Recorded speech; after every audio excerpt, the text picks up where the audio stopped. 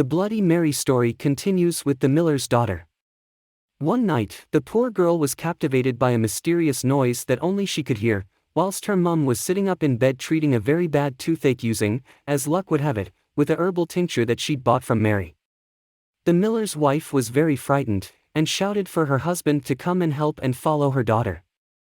They were shouting at her daughter for her to come back, but to no avail, as it was almost as though she was following an unspoken and unseeing force.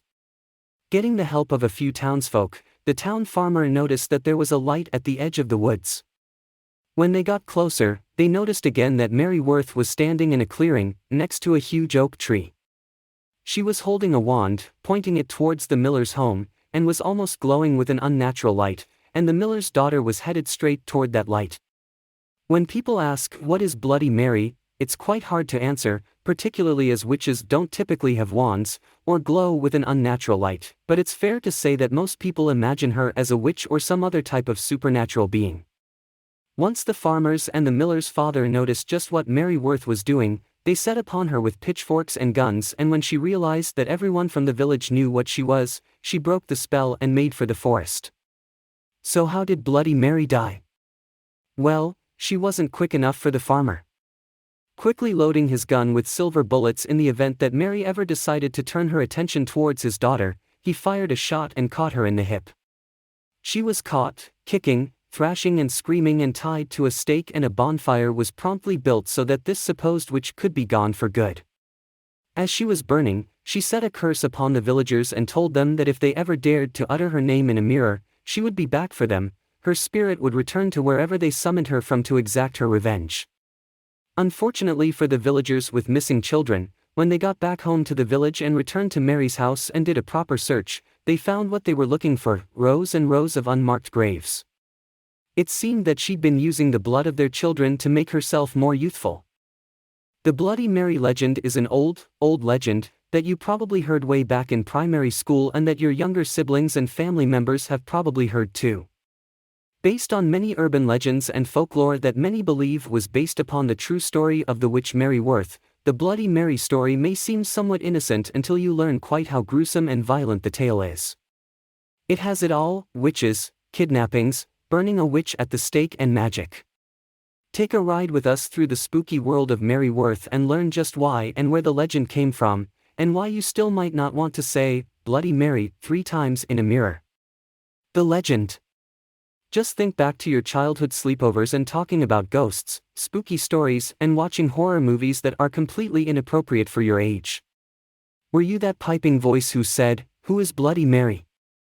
Hopefully not, because you likely would have been suckered into this bit of the legend, which says that if you hold a lit candle in a darkened room with a mirror, any darkened room will do, although it's usually a bathroom, and say, "Bloody Mary, Bloody Mary, Bloody Mary," into that mirror, you'll be greeted with the rather startling image of Mary's reflection in the mirror behind you.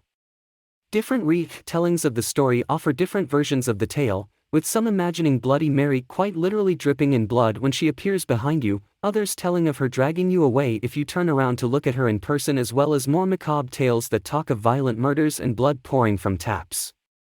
Mary Worth. Is Bloody Mary real?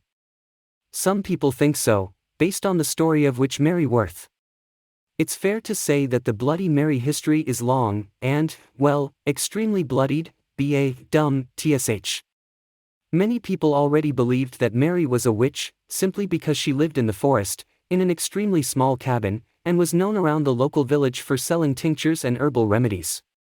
Locals were very wary of her and didn't want to get too close, fearful that she'd curse them or their animals, and those who chose to use her remedies were sometimes even shunned by the very religious for partaking in Wicca. Soon, small girls started to go missing. The people in the village looked everywhere that they could think of for them, but they just could not think of where she could be. A few brave folk even ventured toward Bloody Mary's cabin to search for the girls there, and although the witch denied all knowledge of the girls' disappearances, the families were suspicious. Her usually elderly and haggard appearance had drastically changed, and she was starting to appear more feminine and youthful. The villagers were suspicious, but there was little they could do. The Bloody Mary curse. The Bloody Mary legend doesn't quite end there, however. The most common version of the legend states that if you chant her name 3 times into a mirror, you'll summon the Bloody Mary ghost, and unfortunately for you, she'll take your soul for her own, ripping yours to shreds in the process. She'll leave your soul to burn, just like she was left to burn by the villagers, and to top it all off, you'll be subjected to an eternity trapped in the mirror. Now, are you still asking, is Bloody Mary real? I don't know about you, but I don't want to be the one to test out this particular legend.